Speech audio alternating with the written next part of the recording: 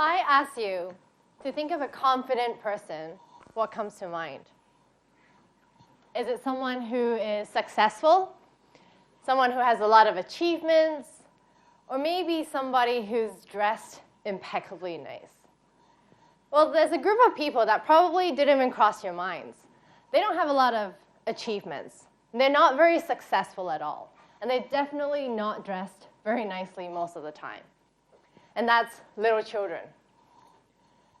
So I see this little 5-year-old girl who's running around with this sweater tied around her neck like it's a cape. And she tells me, I'm a superhero. And I ask her, what makes you a superhero? And she looks at me like it was the dumbest question she's ever heard. And she's like, nothing. I just am one. This little girl was 100% confident in who she was. She didn't need any external validation. She didn't need anybody to endorse her. She didn't even need a badge or a certificate. In fact, she didn't even care what anybody thought of her. And she was confident. And at that point, I was like, man, I want to be like her. And then I thought, you know what? I used to be like this little girl. And so did you. We all did. We all used to be 100% confident in who we were. But then we started to lose it. And by the time I was 16, I not only lost that cape, I lost all my confidence. And I felt like I was always so worried about what everybody was thinking of me. I was afraid to do things because I didn't want to fail. And I was scared of what people find out that I'm just not good enough. So why did that happen? Why did that happen to me, to you, and to so many of the young people that I see in the counseling room? As we're growing up, we encounter a lot of crappy things, right? There's rejection, embarrassment, we get made fun of. People tell us no, and we can't. We get laughed at for no other reason just because we're different. Or we get judged just because we have a different opinion. Or maybe someone yelled at us because they had a bad day.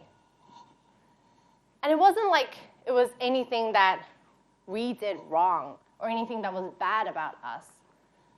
But somehow, that was what we started thinking, that there was something bad about us.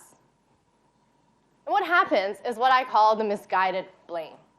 You see, when our brain encounters uncertainty, doesn't know what's happening, doesn't know how to explain it, maybe someone's laughing at us and we don't know why. Someone over there is giving us a weird look and I don't know why. And so our brain wants to find an answer. And so what it does is it points its finger at us and it says, I don't know what's going on, but this is totally your fault. And so we're just standing there like, what, me? And we don't know how to explain it. And so we think, yeah, maybe it is me. Maybe there is something wrong with me.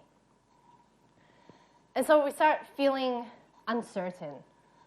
And we're unsure.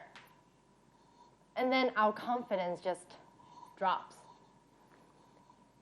And then we start looking to outside for validation to tell us that, maybe we're not that bad. We look at what others are doing and we think, maybe I should talk like them, maybe I should dress like them and act like them. And then we move further from who we actually are. But no matter how hard we try to change ourselves or who we become, we still worry. We continue to worry about what others are going to think about us, and we think, am I going to be judged? And then the biggest question is, what if everybody can see all the things that are wrong with me? Now I know that, this story is a little bit bleak, but bear with me, it gets better. Because today, I've found my cape again, and I want to share with all of you something that you can do to start feeling more confident in yourselves again. And now it's going to be hard work, because we know that being superheroes is not easy, right? So it's going to take a bit of effort from you guys. And the reason is that, in our society, there's a lot of voices that are already telling us no. They tell us you can't. They tell us you're not good enough.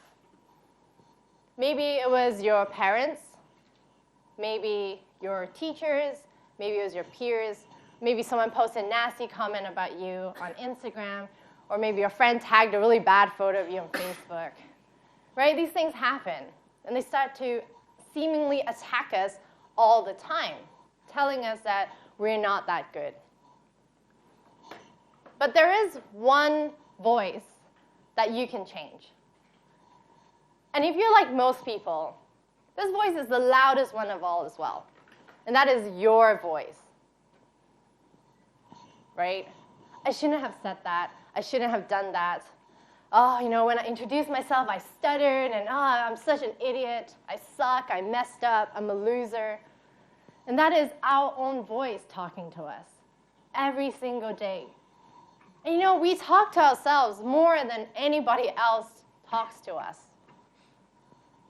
And in this society where there's already so many voices telling us no, why would we still talk to ourselves that way? So we got to root for ourselves. We got to stick up for us and change that one voice, how we talk to ourselves. So I want you guys all to do this exercise with me in changing our voice and making it more kind and supportive. Some of you guys look scared, but it's okay. So let's all sit up straight. You know, straighten your posture. And take a deep breath in. And then a deep breath out. Whew. And for most of you, you might notice that your neck is really stiff and that you probably haven't breathed all day. Now I want you to smile. And now, think of one good moment from your day where you felt good about yourself. Today. They're there. The good moments are there today. And I see a lot of blank faces. So don't worry. I've got you covered. Let me give you a few examples so kickstart your thinking process. Because when we talk about feeling good moments, we're all kind of like, what does that mean, right? Because we're so used to thinking of all the things that are wrong with us, we hardly ever think of the stuff that is good. So maybe some examples are, maybe you woke up this morning, the sun was shining brightly, and you just felt good. Or maybe you made a really funny joke, and you thought you were so witty and clever. Or maybe you figured out something that you were stuck on for ages, and you felt smart.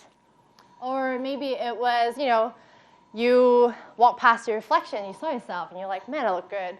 So whatever it was, a moment in your day where you felt good. Okay? So now that I gave you some examples, let's try it again. So I'll sit up straight, stretch our backs out, and take a deep breath in. And then slowly out. Doesn't that already feel good? And then we smile, and then we think of our good moment. And then the next step I want you to do, is to let yourself feel that good moment just a little bit longer. Now, what does that mean? So, for example, let's take mine, right? So I was like, okay, I woke up this morning, and the sun was coming into my window, and I was like, oh, this is awesome. And then very quickly, I saw the time, and I was like, oh, crap, it's so late. I got to go. I got to hurry up. And then I started thinking, man, I've still got so much stuff to do, and I haven't even practiced my TED Talk properly. And then I'm thinking, oh, I need to hurry up. I need to get ready. All these thoughts.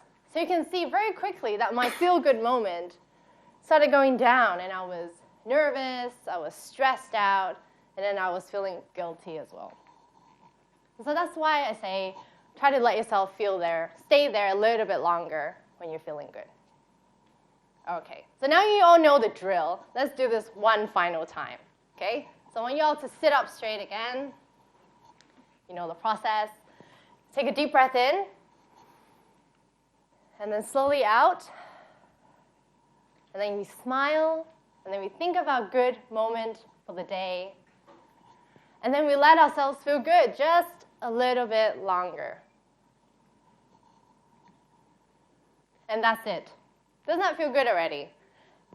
And this is just one simple exercise that you can do every day.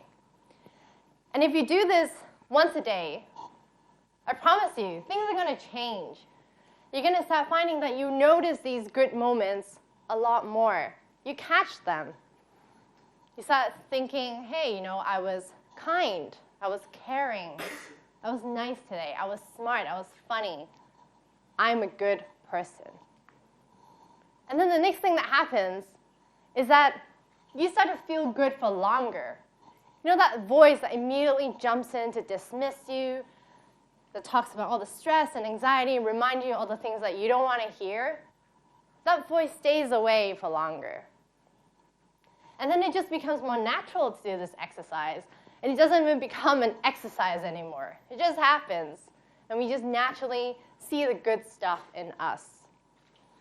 And then the most amazing change happens, is that our voice that's talking to us all the time is now kinder, more supportive, and more encouraging. Instead of it telling us that we're not good enough, or that we can't do this, or that we're going to fail, it's now rooting for us. And it says, go on, you can do it. You're a good person. You got to trust in yourself. Just one simple exercise, and it starts with you. And you can start today. So to all of you who are sitting out here, who may be worried about what others are thinking of you, and who are afraid to fully be yourself, give this a try, and go put your capes back on.